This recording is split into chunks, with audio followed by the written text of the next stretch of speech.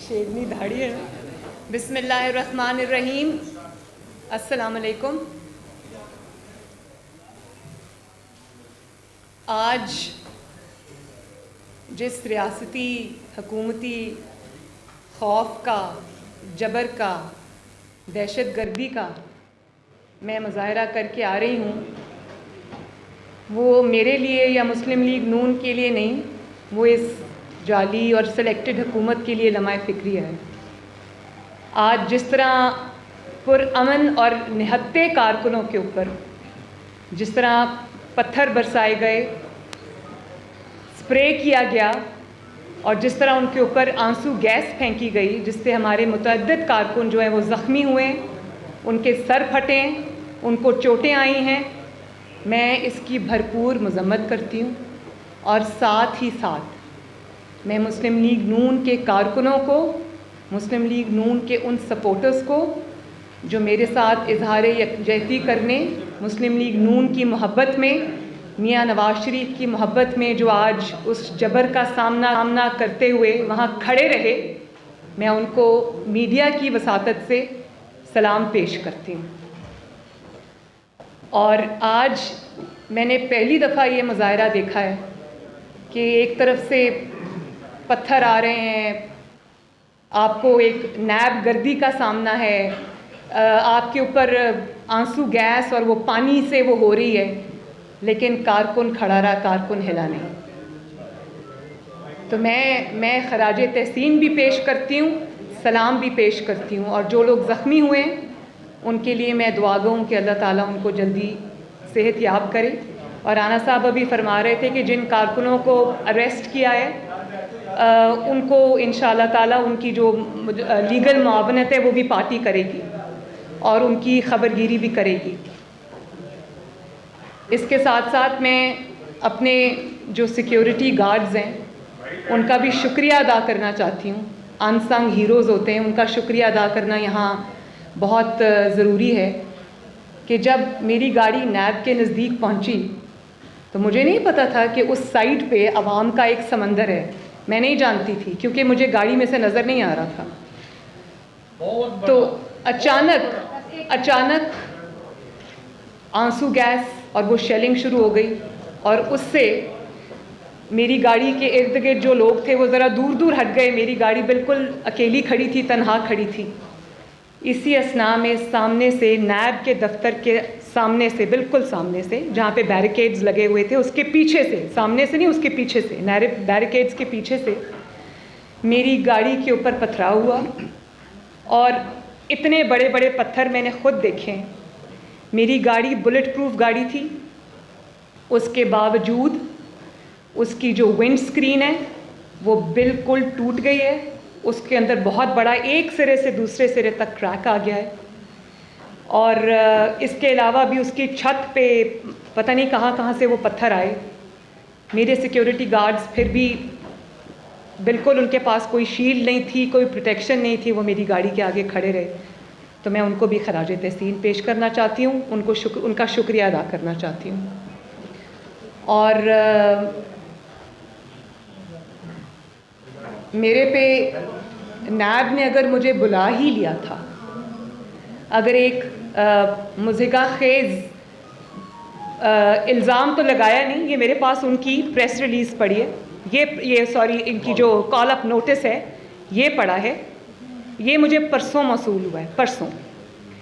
और मीडिया के ज़रिए बड़े चालाकी के साथ बग़ैर ब्लैक एंड वाइट में कोई चीज़ लाए हुए मीडिया को इन्फॉर्मेशन रिलीज़ की और ये इशारतन ये कहने की कोशिश की गई, जो रंग उसको मीडिया पे दिया गया नैब की तरफ से अनऑफिशियली, कि शायद कोई ज़मीन है जो मैंने सस्ते दामों ख़रीदी है और उसमें कोई शायद मैंने किसी की ज़मीन पे कब्ज़ा किया है। तो ये है नैब का कॉल अप नोटिस, इसकी आप ज़रा स्क्रीनशॉट ले लें।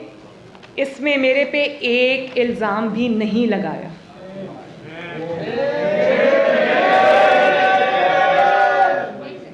एक सेकंड ज़रा सुनिए।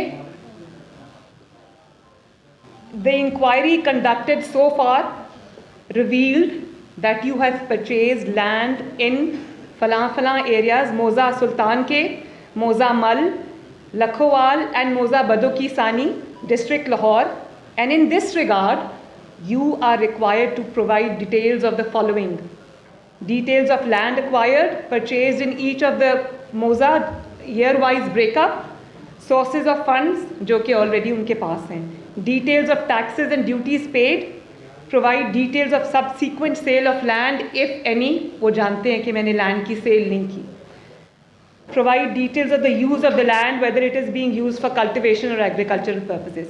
ये नोटिस है, इसमें इल्ज़ाम कोई नहीं है, उसको बहुत वेग रखा गया है क्योंकि मुझे बुलाना मकसूद था। और अब मैं ये कहने में हक बजाने हूँ कि मुझे बुलाने के पीछे, इस वेग से नोटिस के पीछे जिसमें कोई इल्ज़ाम नहीं है, मुझे बुलाने के पीछे मुझे नुकसान पहुँचाना मकसूद था। क्योंकि आज मेरे साथ जो सलूक किया गया, मैंने पाकिस्तान के 72 साल में ये होते नहीं देखा। परवेज़ रशीद साहब मेरी गाड़ी में थे और उन्होंने मुझे, जब वो विंड स्क्रीन स्मैश हुई तो उन्होंने मुझे कहा कि ये शुक्र करो कि ये बुलेट प्रूफ गाड़ी थी, अगर ये बुलेट प्रूफ गाड़ी ना होती तो शीशा टूटता और उसके बाद जो ईंटे नुमा पत्थर उन्होंने फेंके वो सब मेरे सर पे लगते, क्योंकि मैं फ्रंट सीट पे बैठी हुई थी। तो मैं इस चीज़ को कैसे कंस्ट्रू करूं, इस चीज़ का मैं क्या मतलब लूं, ये आप सब मेरे से बेहतर जानते हैं। लेकिन क्लियरली अगर वो बुलेट प्रूफ गाड़ी ना होती तो सामने से जिस तरह पुलिस की यूनिफॉर्म में लोग, मुझे नहीं पता वो पुलिस के थे या नहीं, लेकिन वो पुलिस की यूनिफॉर्म में थे। पंजाब पुलिस जनरली ये नहीं करती, लेकिन जिस तरह से वहाँ से वो हुआ वो मैंने अपनी आंखों से देखा। मेरे हाथ में मोबाइल था, मैंने जल्दी, क्योंकि गाड़ी हिल रही थी, पत्थर लग रहे थे, तो मैंने अपने हाथों से अपने मोबाइल कैमरा से उसकी वीडियोस बना ली और एविडेंस के तौर पे उसी वक्त उन वीडियोस को मैंने ट्वीट कर दिया। परवेज़ रशीद साहब का कहना है कि अगर वो गाड़ी बुलेट प्रूफ ना होती और उस गाड़ी की विंड स्क्रीन टूट जाती, उसके बाद जो पत्थर आ रहे थे वो मेरे सर पे लगते, मुझे लगते, और शायद वो क्लियरली मुझे जानी नुकसान पहुंचाने की कोशिश थी, या जानी नुकसान पहुंचता या मेरी हेड इंजरी हो सकती थी जिसमें मैं अभी अस्पताल में शायद पड़ी होती। मैं अब वो कहना नहीं चाहती। तो जिस इंतकाम गाह से मैं अभी आ रही हूँ उसकी हैसियत तो मैंने आपको बता दी। उसके बाद इन्होंने मुझे ये कहना शुरू किया कि आप अनऑफिशियली कि आप वापस चली जाएं, मैसेजेस आने शुरू हो गए इधर उधर कि आप मैंने कहा मैं तो वापस नहीं जाऊंगी। मैं नैब के दरवाजे के बाहर खड़ी रही और मैंने कहा कि क्योंकि आपने मेरे पे इतना मुझे बुलाया है एक ऐसे कॉल अप नोटिस में, तो मैं तो जवाब लेके आई हूँ, मैं तो जवाब दूंगी, मेरे पास सब जवाब हैं, मुझसे ले लें। कहा नहीं बीबी आप वापस जाएं। तो राना सनाउल्लाह साहब ने फिर उनको कहा कि वो वापस नहीं जाएंगी, आप अगर लिख के देना चाहते हैं, क्योंकि आप फिर ये कहेंगी हमने बुलाया था वो हाजिर नहीं हुई, पेश नहीं हुई। मैं तकरीबन कोई 1.5 घंटा 1.25 घंटा वहाँ खड़ी रही, उन्होंने दरवाज़ा नहीं खोला और अंदर छुप के बैठे रहे। और राना साहब ने फिर उनको कहा कि लिख के दें, तो वो लिख के देने को पहले तैयार नहीं थे। फिर उन्होंने अपनी कोई प्रेस रिलीज़ इशू की और कहा कि आज मरियम नवाज़ वापस जाएं, तो आज की जो उनकी पेशी है वो कैंसिल हो गई है। सवाल वहाँ पर किए जाते हैं जहाँ सवाल करने वाले का कोई किरदार हो। नैब के किरदार मुझे तो बहुत पहले से पता था, नवाज़ शरीफ साहब को बहुत पहले से पता था, राना सनाउल्लाह साहब को बहुत पहले से पता था, शाहिद खाकान अब्बासी साहब को बहुत पहले से पता था, हमज़ा शहबाज को बहुत पहले से पता था, साद रफ़ीक साहब को बहुत पहले से पता था, और भी हमारे जो मुस्लिम लीग नून के लीडर्स हैं जिनको जो नैब गर्दी का निशाना बने वो भी सब जानते थे। लेकिन नैब के इन हथकंडों पर मोहर अब सुप्रीम कोर्ट के मुअज़्ज़िज़ जज साहिबान ने अपने रिमार्क्स और अपने फ़ैसलों के ज़रिए लगा दी। हाई कोर्ट के जजेस ने, मुअज़्ज़िज़ जज साहिबान ने अपने फ़ैसलों और रिमार्क्स के ज़रिए लगा दी, और रही सही कसर उसकी ह्यूमन राइट्स वॉच ने पूरी कर दी, जिसमें ये क्लियरली कहा गया कि नैब को पॉलिटिकल इंजीनियरिंग के लिए, पॉलिटिकल विक्टिमाइजेशन के लिए और सियासी जोड़ तोड़ के लिए, पॉलिटिकल ओपोनेंट्स को सप्रेस करने के लिए, उनको ब्लैकमेल करने के लिए, उनको दबाने के लिए और हुकूमत को बरकरार रखने के लिए नैब को जो है वो इस्तेमाल किया गया। तो इस हैसियत का इसमें तो मेरा ख्याल है कि ऐसी नैब के सामने पेश ना होना शायद कानून की ज़्यादा पासदारी होगी, क्योंकि नैब तो अब इन रिमार्क्स के बाद, इन फैसलों के बाद और इस दहशतगर्दी के बाद, इस इंतकाम की सियासत के बाद, इंतकामी हरबों के बाद, कार्रवाइयों के बाद नैब तो अब एक खुद मतलूब इदारा है। नैब को तो अब खुद जवाब देने कि उन्होंने पाकिस्तान के टैक्स पेयर का पैसा, पाकिस्तान के एक्सचेकर का पैसा उन्होंने सियासी इंजीनियरिंग में क्यों उसका बेदरेग इस्तेमाल किया, क्यों नैब ने उस पैसे के ज़रिए मुखालफीन को की जोड़ तोड़ की, सियासी जमातों की उनको नुकसान पहुंचाने की कोशिश की और हुकूमत की मदद की। अभी मीर शकील और रहमान साहब का आप केस ले लें। एक वज़ीर मौसूफ फरमा रहे थे कि मैं इमरान ख़ान साहब से ये दरख्वास्त करूँगा कि मीर शकील और रहमान साहब को छोड़ दें। तो मीर शकील और रहमान साहब को, जिनको 140 दिन हो चुके हब्से बेजा के अंदर, उनको क्या इमरान ख़ान साहब ने पकड़ा है? उनको तो नैब ने पकड़ा है। मरियम नवाज़ इस वक्त प्रेस कॉन्फ्रेंस कर रही हैं और उन्होंने आज के इस वाक़े की तमाम तर जिम्मेदारी पुलिस एहलकारों पर आयद कर दी, या फिर उनका ये कहना था कि जिन लोगों ने मेरी गाड़ी पर पथराव किया वो पुलिस की वर्दी में मलबूस थे। उनका ये कहना था कि अगर मेरी गाड़ी बुलेट प्रूफ ना होती तो मैं शदीद ज़ख्मी होती और इस वक्त यहाँ पर ना बैठी होती बल्कि अस्पताल में ज़ेरे इलाज होती। उनका ये भी कहना था कि नैब हथकंडों पर मोहर सुप्रीम कोर्ट ने अपने रिमार्क्स से लगा दी है। मुस्लिम लीग नून के लीडर्स नैब गर्दी का निशाना बने हैं और मैं 1.5 घंटा वहाँ पर खड़ी रही। मैंने कहा मेरे पास तमाम जवाबात हैं, लेकिन उन्होंने पेशी मनसूख कर दी। राना सनाउल्लाह के कहने पर मैंने वहाँ पर मज़ीद इंतज़ार किया और नैब को ये पैगाम भिजवाया कि आप लिख कर एलामिया जारी कर दें कि आज की पेशी आपकी मनसूख कर दी जाती है। तब उसके बाद उनकी जानिब से जवाब ये आया कि आपकी पेशी को मनसूख किया जाता है। वो था मजबूत था, तो तीसरा बनाने की ज़रूरत क्यों पड़ी? पहला भी ख़त्म हो गया, दूसरा भी ख़त्म हो गया, तीसरा जो है उसका भी वही अंजाम होगा जो पहलों का हुआ, यानी कि कुछ नहीं। एक इंकशाफ आज मैं यहाँ कर दूँ कि जिस रेफरेंस के अंदर या जिस इन्वेस्टिगेशन के अंदर उन्होंने मुझे पिछले साल पकड़ा था नैब ने, और तकरीबन 60 दिन में उनकी मेहमान रही थी। पहली पाकिस्तान की 72 साल की हिस्ट्री में पहली खातून सियासतदान जो नैब की मेहमान रही है, और उस वक्त उनको समझ भी नहीं आ रही थी कि मुझे कहाँ रखें, क्योंकि उनके पास ख़वातीन को रखने का कोई जगह नहीं थी। लेकिन वो जिस मुकदमे में मुझे पकड़ा गया, क्या आप जानते हैं, क्या पाकिस्तान के अवाम जानते हैं कि वो रेफरेंस 1-1.5 साल के बावजूद आज तक नहीं बन सका।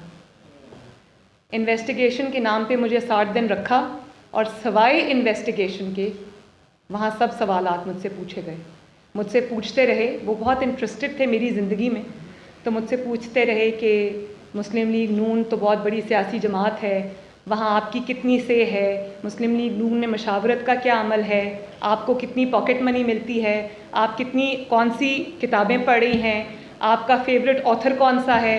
पोलो कोएलो के ऊपर मेरे से डिस्कशंस होती रहीं, मुल्की सियासी मंजरनामे पर मेरे से डिस्कशंस होती रहीं।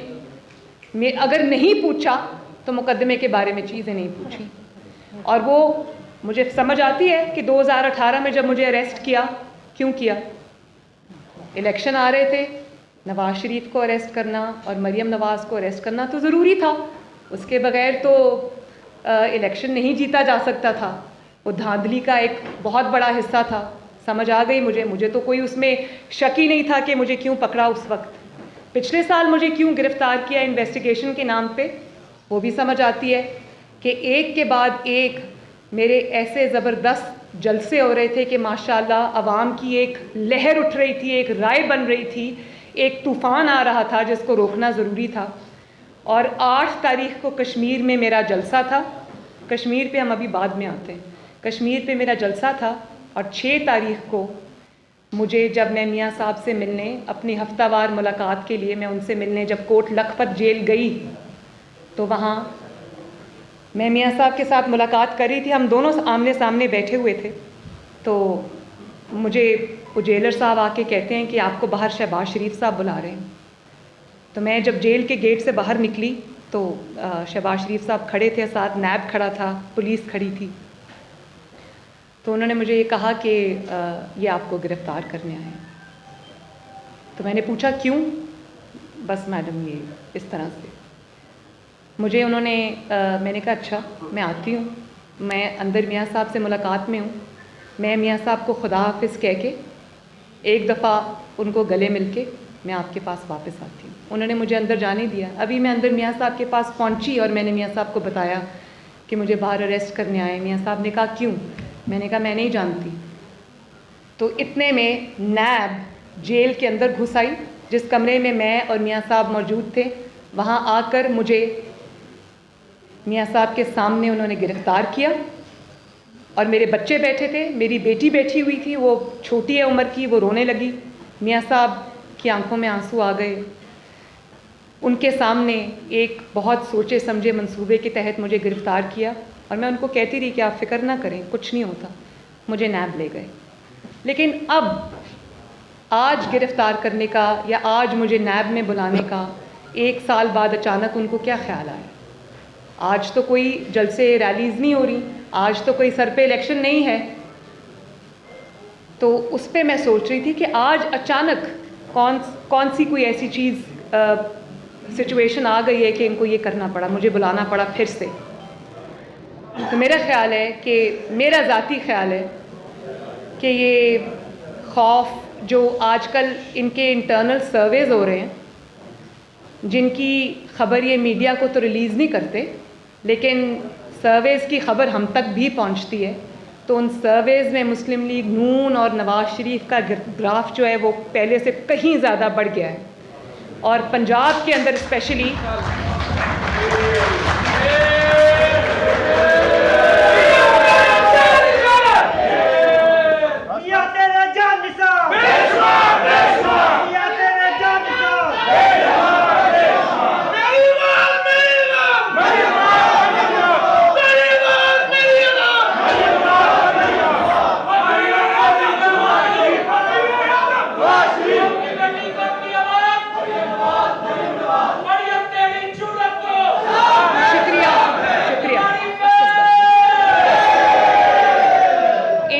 इंटरनल सर्वेज हुए हैं, ये उससे बहुत बुरी तरह घबरा गए हैं, पैनिक कर गए हैं और उसके बाद इनको नवाज़ शरीफ का हर बार इस्तेमाल करके देख लिया, लेकिन मुस्लिम लीग नून का ग्राफ जो है वो पंजाब से उनको उनके सर्वेस के मुताबिक मुस्लिम लीग नून स्वीप कर रही है। तो ये वो खौफ है।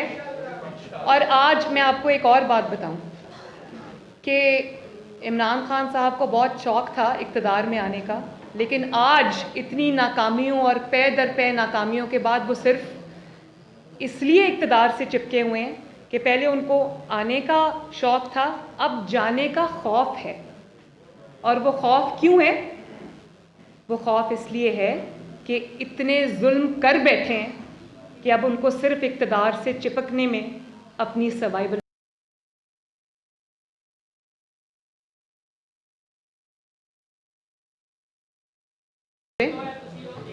इतने जुल्म वो कर चुके हैं कि अब उनको अपने अंजाम से खौफ आता है। तो इसलिए ये जो अब एक आप देख रहे हैं कि उसको बुला रहे हैं, उसको बुला रहे हैं, तो ये इसी सिलसिले की एक कड़ी है। पैनामा भी ख़त्म हो गया, इकामा भी ख़त्म हो गया, बाकी चीज़ें भी ख़त्म हो गई। तो मुस्लिम लीग नून ने तो बहुत सह लिया, बहुत बर्दाश्त कर लिया। आपको तो अपनी फ़िक्र करनी चाहिए। आपका क्या होगा जब आपको जो 6 महीने की मोहलत मिली है, जब वो ख़त्म हो जाएगी? तो आप तो ख़ुद अपनी ज़बान से इस बात का इकरार कर चुके हैं कि आपको 6 महीने की मोहलत मिली है, वार्निंग मिली है। और जो हुकूमत अब मोहलतों पे चल रही हो, वो अब खौफ नहीं खाएगी तो क्या होगा?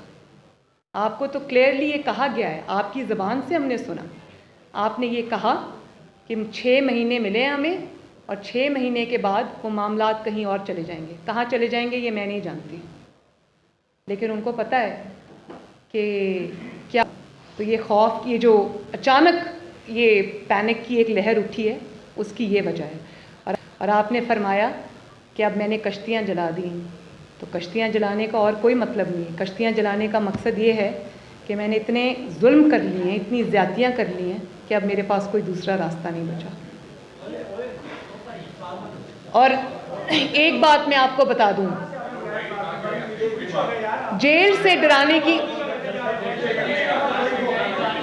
एक सेकंड देखें, डिस्ट्रप्शन होती है, मेरा फ्लो टूट जाता है। इनको पीछे करें, इनको पीछे करें, पीछे करें।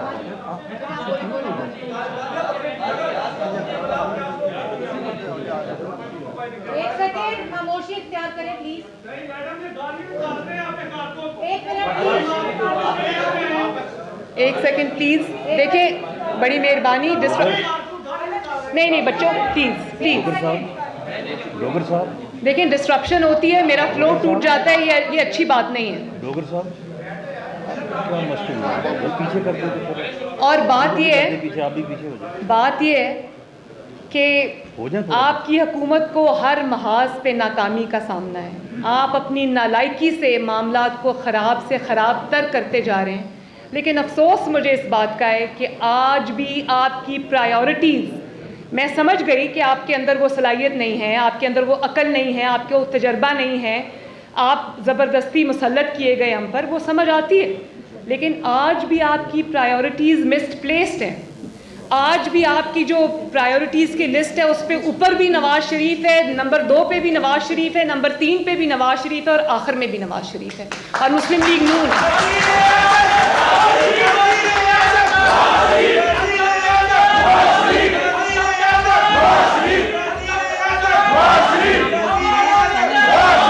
और देखें आपकी सारी कैबिनेट मीटिंग्स, आपकी खुफिया मीटिंग्स, आपकी कैबिनेट मीटिंग्स, आपकी हुकूमती मीटिंग्स सारी नवाज शरीफ से शुरू होकर नवाज शरीफ पर ख़त्म हो जाती हैं। नवाज शरीफ की वॉक करते हुए तस्वीर आ जाए आप तब हिल जाते हैं। नवाज शरीफ की कॉफ़ी पीते हुए तस्वीर आ जाए आपको तब तकलीफ़ शुरू हो जाती है। नवाज शरीफ जहाज़ पे सीढ़ियाँ चढ़ के जाए आपको तब तकलीफ़ शुरू हो जाती है। और ये जो नवाज शरीफ की सेहत के बारे में आपने प्रोपेगेंडा किया, आपको शर्म आनी चाहिए। आपकी कस्टडी में नवाज शरीफ बीमार हुआ, आपकी कस्टडी में नवाज शरीफ मौत के दहाने तक पहुंचा, आपकी कस्टडी में वो मेरी मौजूदगी में सर्विसेज हॉस्पिटल में आपके सरकारी डॉक्टर्स के नीचे वो ज़िंदगी और मौत की जंग लड़ रहा था। आपकी कस्टडी में, आपके फैसले से वो बाहर गया और उसके बाद जब वो बाहर चला गया तो आपने क्या कहना शुरू कर दिया। आपके वज़ीरों ने प्रेस कॉन्फ्रेंसेस की, आपके अपने स्टेटमेंट्स हैं कि नवाज शरीफ को सेहत को ख़तरा है तो इंसानी हमदर्दी के लिए मैंने जाने दिया। सॉरी, आपने इंसानी हमदर्दी के लिए नहीं उनको जाने दिया। आपको नवाज शरीफ पर रहम नहीं आया, आपको अपने ऊपर रहम आया। आपको जब ये खबर मिली कि नवाज शरीफ बीमार है और मौत के दहाने तक पहुंच गया है तो आपने अपने आप को बचाने के लिए कि आपकी कस्टडी में उसके साथ ये हुआ तो आपको फिर आपके हाथ पांव फूल गए और आपने इस रहम आपको अपने ऊपर आया। नवाज शरीफ के ऊपर रहम नहीं आया आपको। आपने उसको जल्दी जल्दी मुल्क से बाहर भेजा इलाज के लिए ताकि वो आपके ऊपर जिम्मेदारी ना आ जाए और आप अवाम का जो हाथ है वो आपके गिरेबान पे होगा। कल आप सड़कों पे चल नहीं सकेंगे।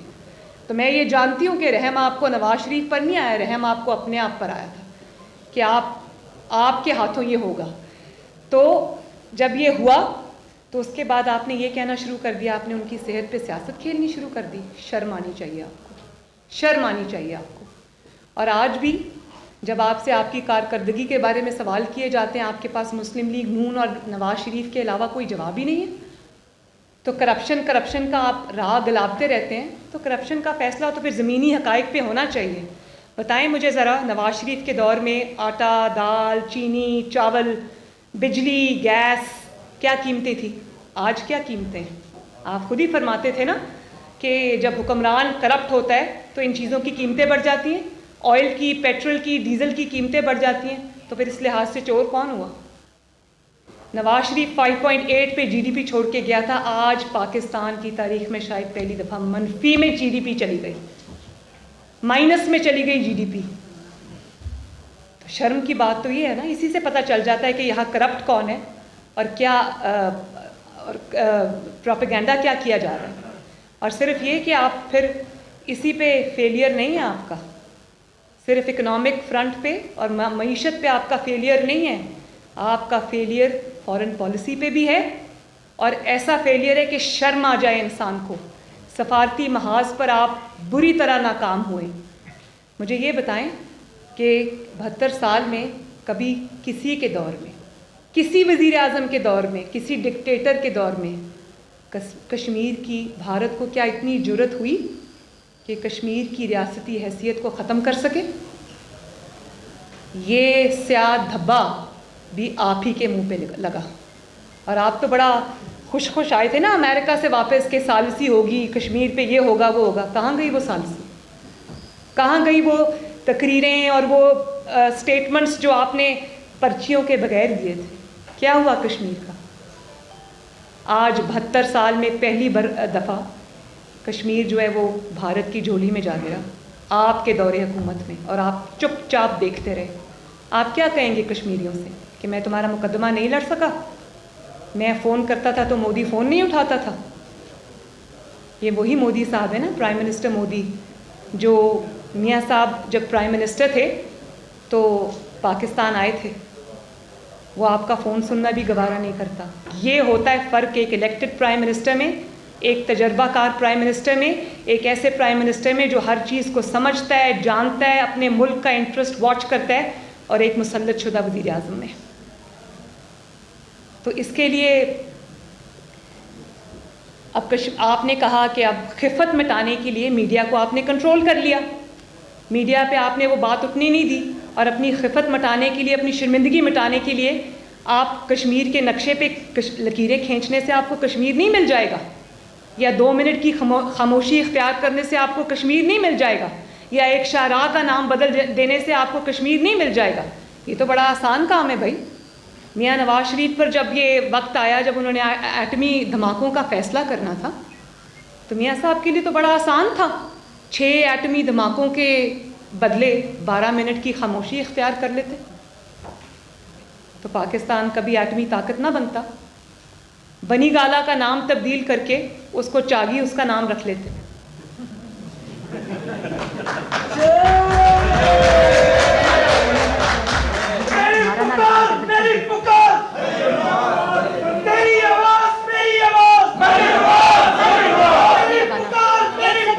एक सेकंड प्लीज। और फिर फॉरेन पॉलिसी का हाल देख लें, अकल का हाल देख लें, समझ का हाल देख लें कि बचगाना और गैर जिम्मेदाराना बयानात देकर सऊदी अरब जैसे देरीना दोस्त और हमदर्द को नाराज़ कर दिया।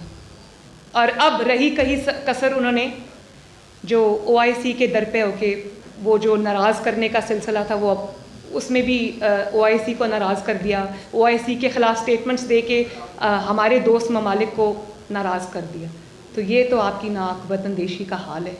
आपने मुल्क को हर तरह से आग में झोंक दिया, शर्म आनी चाहिए। और फिर प्रायोरिटी आज भी आपकी क्या है कि आवाम के नुमाइंदों को पकड़ो, ऑपोजिशन को दबाओ। भाई मान लिया कि आपके पास हुकूमत का मैंडेट नहीं है, आपके पास आवाम का मैंडेट नहीं है, लेकिन क्या गरीब आवाम जो रोटी को तरस रहे हैं, जो बिजली गैस के बिल देने से कासिर हैं, जिनकी नौकरियां चली गईं, क्या उनके सदाओं पे आवाज़ धरने के लिए या उनकी बात सुनने के लिए आपको अवामी मैंडेट की ज़रूरत है? उसके लिए आपको थोड़ी सी इंसानियत, अकल और हमदर्दी की ज़रूरत है। अपनी प्रायोरिटीज़ को ठीक करने की ज़रूरत है, जो कि आपके अंदर नहीं है। और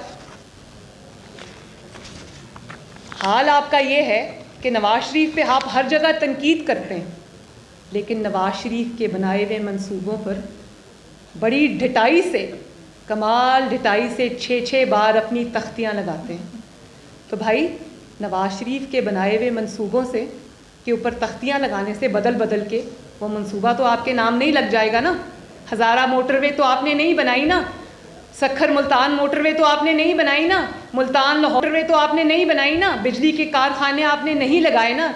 जब भी आप CPEC का नाम लेते हो, CPAC की तस्वीरें ट्वीट करते हो, वीडियोस ट्वीट करते, लोग कहते हैं शुक्रिया नवाज शरीफ।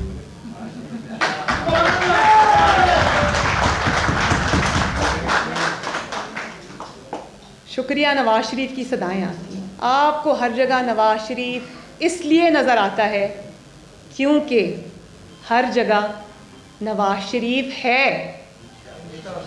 और रहेगा इंशाअल्लाह।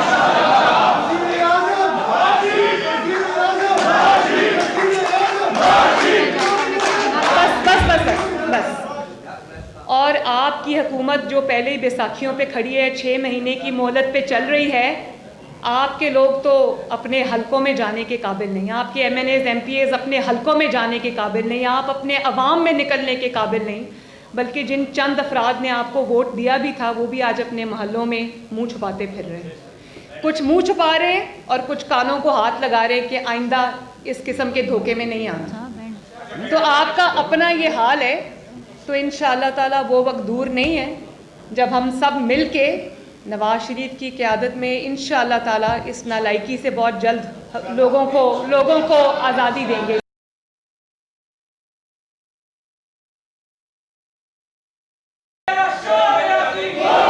एक मिनट, अब नारा नहीं लगेगा कोई, प्लीज बारी बारी। मैंने आपको पहले गुजारिश की थी, ऐसे नहीं। उस्मान आप बात करें, मैं आपको दे रही हूँ, सबको मैं इधर ही, हम सब इधर ही। जी फरमाइए।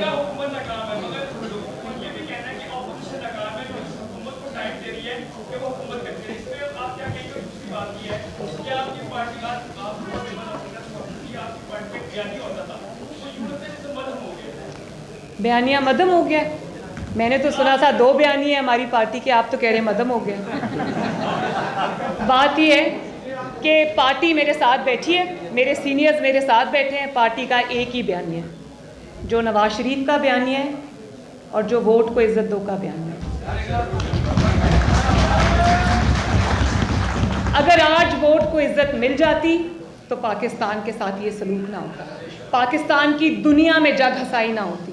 तो नवाज शरीफ का जो बयानिया था और है, उसको वक्त ने साबित किया है कि वो बिल्कुल ठीक था। और वो नवाज शरीफ का बयानिया नहीं है, वो हमारे आइन का बयानिया है, हमारे दस्तूर का बयानिया है। अगर नवाज शरीफ ने उससे हट के कोई बात की है तो फिर किसी में अगर कोई चैलेंज कर सकता है तो करे।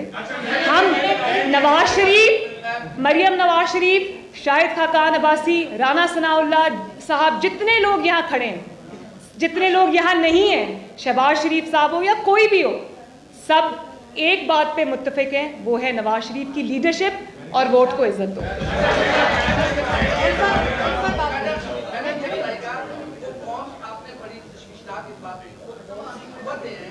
जो आपकी जान के दर पे है, और दूसरी बात यह कि आप इतना अरसा खामोश क्यों थी, और आज जब बोलती हैं तो यूँ समझा जाए कि आप बोलती चली जाएंगी। देखिए, सबसे पहले तो मेरे लिए बोलना आसान है, खामोश रहना मुश्किल है। मेरी वालदा चली गई इस दुनिया से, मेरे वालिद इतने बीमार हो गए कि उनकी ज़िंदगी का हमें उस वक्त पता नहीं था। डॉक्टर्स ने मेरे सामने, आप यकीन करें, आज मैं वो दोहराना चाहती हूँ, सर्विसेज हॉस्पिटल में जब ये मुझे कोट लखपत से लेके आए अपने वालिद की इयादत के लिए, तो उस वक्त 5-7 डॉक्टर्स की मीटिंग चल रही थी और उन्होंने मेरे सामने मियाँ साहब को कहा कि जब हम रोज़ सुबह ऑफिस में आते हैं तो हम ये सोच के आते हैं ये पता नहीं फिर हमें आपको देखना नसीब हो या ना। ये मैं गवाह, चश्मदीद गवाह हूँ इस बात की, मेरे कानों ने सुना, मेरी आंखों ने देखा। ये मियाँ साहब की हालत थी। तो मैंने मियाँ साहब के साथ जाना चाहा। मैं ही ख्याल रखती थी उनका, मैं ही उनकी तीमारदारी करती थी, उनकी दवाइयाँ, इंजेक्शन सब मेरे पास होते थे। मुझे एक सोचे समझे मंसूबे के तहत मियाँ साहब के साथ नहीं जाने दिया। तो मैं इस नतीजे पे पहुंची हूँ कि मुझे इधर एज हॉस्टेज रखा हुआ था कि अगर मैं कोई बात करूं तो वहाँ पर वो मियाँ साहब को नुकसान पहुंचाने की कोशिश करें। उनका इलाज ना होना, क्योंकि उनके दिल की एक शरेआन आज भी 90% बंद है, जिसकी सर्जरी होनी बाकी है। और वो कोरोना की वजह से, पहले वो मेरा इंतज़ार कर रहे थे क्योंकि उनको था कि मैं आ जाऊँगी चंद दिनों में, वो नहीं हो सका। फिर वो कोरोना आ गया, अब उनकी सर्जरी अभी होना बाकी है। तो मैं अपना कुछ ऐसा करके मैं उनके इलाज में कोई खलल नहीं चाहती थी, क्योंकि वो सिर्फ मेरे वालिद नहीं हैं, वो इस कौम का सरमाया है। हमें ज़िंदा लीडर चाहिए, हमें लीडर्स की लाशें नहीं चाहिए। तो अगर मैं अपनी ज़िम्मेदारी निभा रही थी तो मैं करोड़ों अवाम की नुमाइंदगी कर रही थी, जिनकी इन्वेस्टमेंट इन टर्म्स ऑफ 40 साल और वोट और एतमाद और ख़िदमत मियाँ साहब में हुई भी है। तो मुझे ज़िम्मेदारी का मुजाहरा करना था। और दूसरी बात में आपने कहा कि मैं खामोश क्यों हूँ। कभी हमने बोल के उनको एक्सपोज़ किया और कभी खामोश रह के हमने उनको ज़्यादा एक्सपोज़ किया, वरना उनके अंदर ये जरासीम मौजूद हैं कि वो कल ये कहते कि मैं तो बहुत करना चाहता था, मैं तो पाकिस्तान की किस्मत बदलना चाहता था, मैं तो दूध और शहद की नहरें बहाना चाहता था, ये ऑपोजिशन ने मुझे कुछ करने नहीं दिया। तो इसलिए हमने खामोश रह के उनको ज़्यादा एक्सपोज़ किया। लेकिन मुझे इस बात की आज ख़बर हुई कि मेरी जो खामोशी है या जो मियाँ साहब की खामोशी है वो इतनी गूंज रही है कि इनको कानों पे हाथ रखने पड़ गए। ऐसे नहीं हो सकता, नहीं हो सकता, नहीं। एक मिनट, ऐसे नहीं हो सकता, ऐसे नहीं हो सकता। दिनेश साहब सवाल करें, ऐसे मैं दूंगी आपको। दिनेश साहब सवाल करें।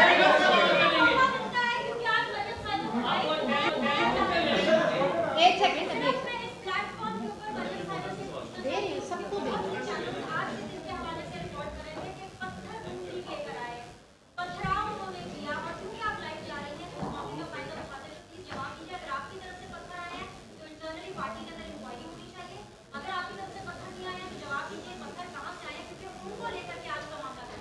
शुक्रिया बीनिश, शुक्रिया बीनिश।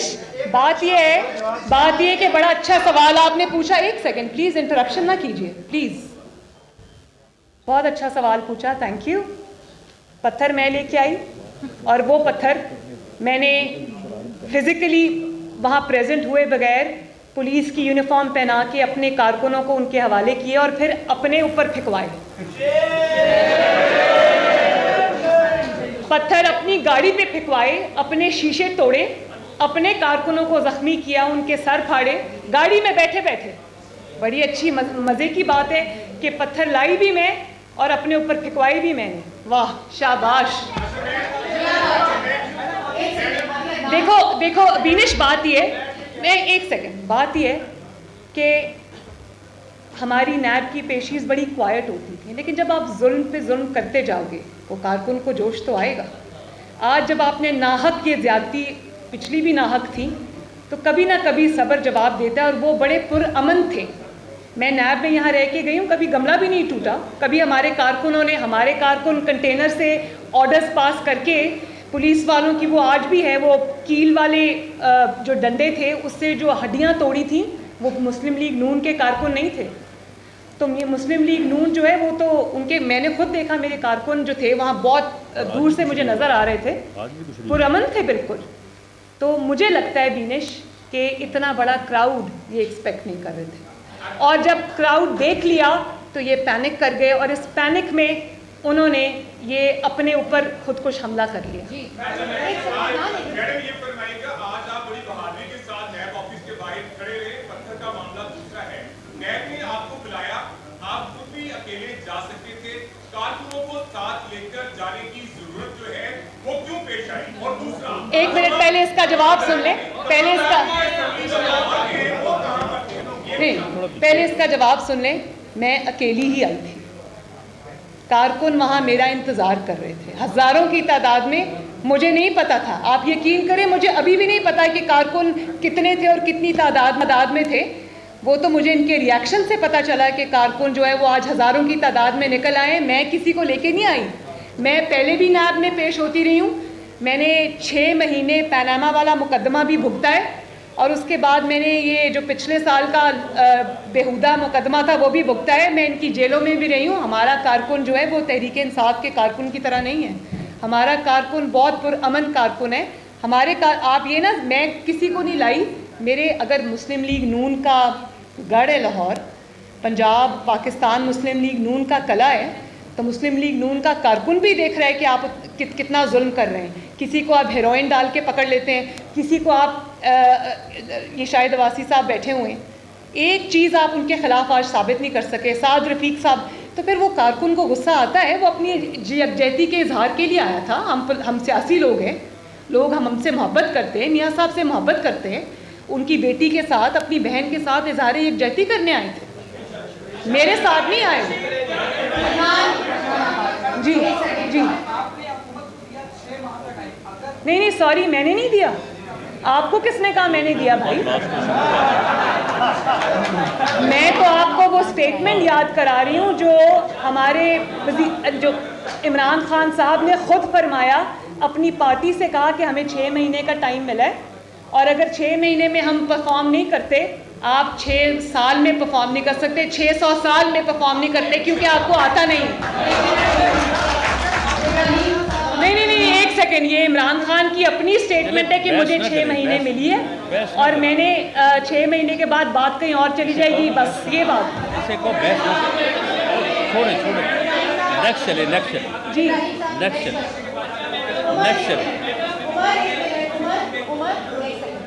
इब्राहिम साहब बात करें।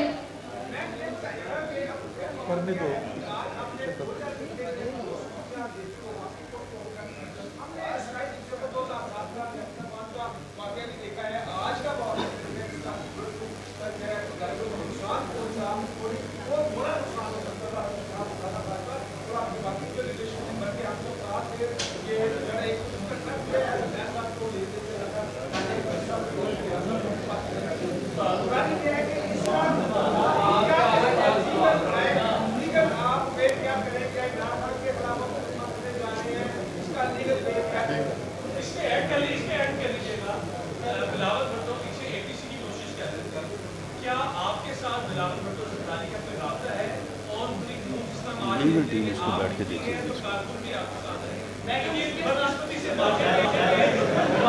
देखिए, जहाँ तक एपीसी का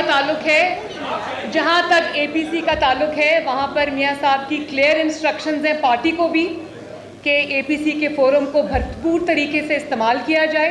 मौलाना फजलुर रहमान साहब की सरबराही के अंदर और उनकी सुपरविजन में, और उनको जो है वो पूरी तरह उनसे ताउन किया जाए, और जो फैसले भी हों वो अपोजिशन को यूनाइटेड करके एपीसी के फोरम से होने चाहिए। ये मुझे पता है कि मियाँ साहब की क्लियर इंस्ट्रक्शंस हैं इस पर।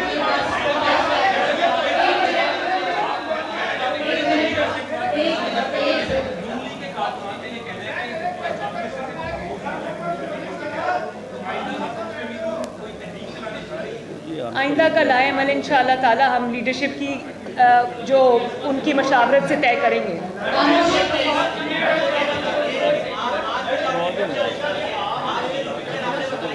अब लास्ट ले लो।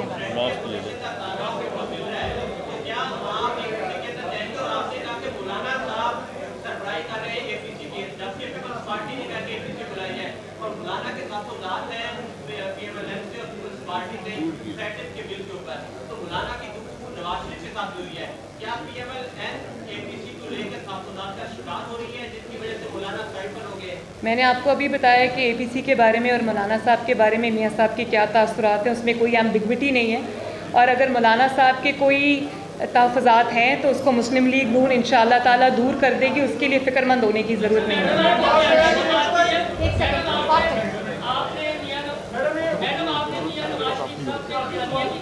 जी जी जी, ये बयानिया दाम लीग वाला बयानिया कायम रहेगा या इस पर कंप्रोमाइज हो जाएगा? और दूसरा ये बता दें कि शहबाज शरीफ साहब और ख्वाजा साहब रफीक साहब और एस इकबाल साहब नजर नहीं आ रहे, वो गोया है कि वो कैंप अलग है और बयानिया की बात आज के लिए। बड़ी मेहरबानी, पीएमएलएन का कोई कैंप अलग नहीं है। पीएमएलएन के अंदर डेमोक्रेटिक जमात है, हर तरह के माइंडसेट के लोग हैं, हर तरह के ख्याल के लोग हैं, हर तरह के ओपिनियन के लोग हैं, और आरा डिफरेंट हैं लोगों की, लेकिन खुशी की बात यह है कि जहाँ मियाँ नवाज शरीफ की क़यादत आ जाती वहाँ सब मुत्तहिद हैं। और मुस्लिम लीग नून का जो बयानिया है वो पहले दिन से जो था आज भी है, और उसी बयानिए की कीमत हम 4 साल से अदा कर रहे हैं, लेकिन बयानिए से नहीं हटे। बड़ी मेहरबानी।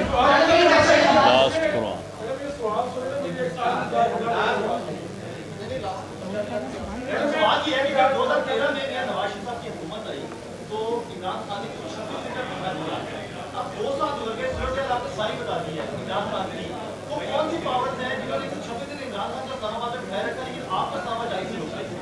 मुझे इस्लामाबाद जाने से बोलो? मैं अभी इस्लामाबाद जा ही नहीं रही।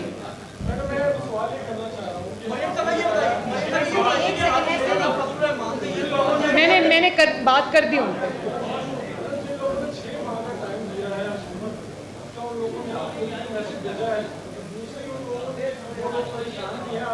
ना हमें कोई मैसेज भेजता है, ना हम किसी से बात करते हैं। मेरी बात आप यहाँ पर बात करें। नहीं, बस एक सेकंड भाई। मौलाना फजलुर रहमान साहब की मौलाना साहब से सवाल किया गया है कि आप अभी मियां नवाज शरीफ की बयानिए के साथ हैं या नहीं है? उन्होंने ये कहा कि अब हालात बदल चुके हैं, अब मियां नवाज शरीफ से ये पूछे कि वो मेरी पॉलिसी के साथ है या नहीं है। तो इससे क्या वो मौलाना साहब और मियां साहब आपस में खुद बात कर लेंगे। शुक्रिया जी।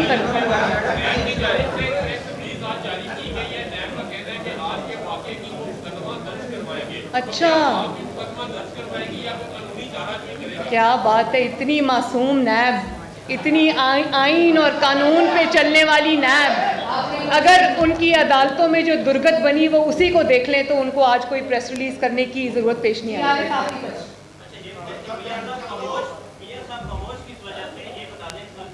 शुक्रिया, थैंक यू। ये मेरा आखिरी सवाल है। मैंने सब सवाल लिए, आपके सारे गिले मैंने दूर कर दिया। आपका सवाल ये है कि मियाँ साहब खामोश क्यों हैं? शुक्रिया।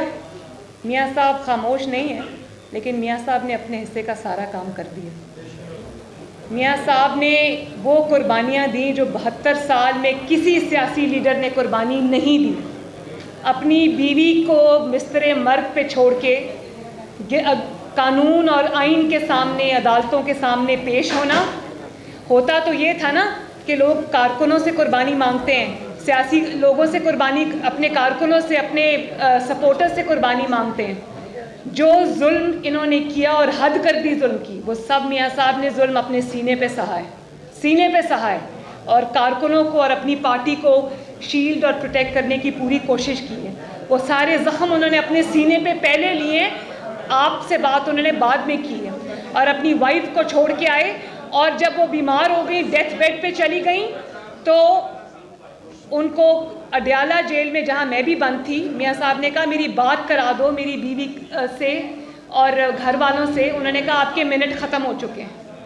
3 दफ़ा के प्राइम मिनिस्टर के साथ जब पाकिस्तान का कोई भी मंसूबा उठा के देख लें, उस पर नवाज शरीफ की मोहर लगी हुई है, उस पर मुस्लिम लीग नून की मोहर लगी हुई है। चाहे कोई मोटरवे हो, एटॉमिक एक्सप्लोजन्स हो, सड़कों का जाल हो, मोटरवे हो, बसेज हो, रैपिड बस हो, ऑरेंज ट्रेन हो, बिजली के मंसूबे हों, चाहे वो मुल्तान से सखर मोटरवे हो, हज़ारा मोटरवे हो, जो चीज़ आप उठा लें उस पर नवाज शरीफ का नाम लिखा है। तो इतनी खिदमात के बावजूद जब आप एक 3 दफ़ा की वज़ीर आज़म की तज़लील करेंगे, तज़हीक करेंगे और इस तरह का उसके साथ सलूक करेंगे, पहनाना, करप्शन, और उसमें से आप क्या निकाल के लाते हैं? एक इकामा। और उसके बाद भी आपको तसल्ली नहीं होती तो अरशद मलिक जैसे जज को आप इस्तेमाल करते हैं, जो अब वो मुनसिफ खुद बोल उठा कि भाई मुझसे ज़्यादती हो गई, मुझे ब्लैकमेल करके नवाज शरीफ के ख़िलाफ़ फ़ैसला लिया गया। वो फ़ैसला ख़त्म हो जाता है, सॉरी, वो जज को आप निकाल देते हैं, फ़ैसला आज भी वहीं का वहीं है। शाबाश है भाई। तो फिर आप पूछते हैं कि नवाज शरीफ खामोश क्यों है? तो नवाज शरीफ ने अपने हिस्से का सारा काम कर दिया।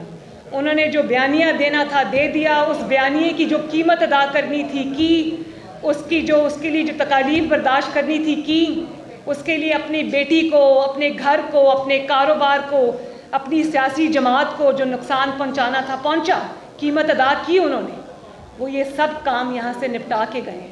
और इंशाअल्लाह ताला जैसे ही उनकी सेहत बेहतर होगी और वो वापस आएंगे और इंशाअल्लाह ताला अपने काम को जहाँ से छोड़ा था वहाँ से उठाएंगे। मॉडल टाउन लाहौर में मरीम नवाज प्रेस कॉन्फ्रेंस कर रही थी। उन्होंने कहा कि आज पुरअमन और निहत्ते कारकुनान पर पत्थर बरसाए गए। हमारे मुतादिद कारकुन जख्मी हुए, सर भी फटे और उन्हें चोटें भी आईं।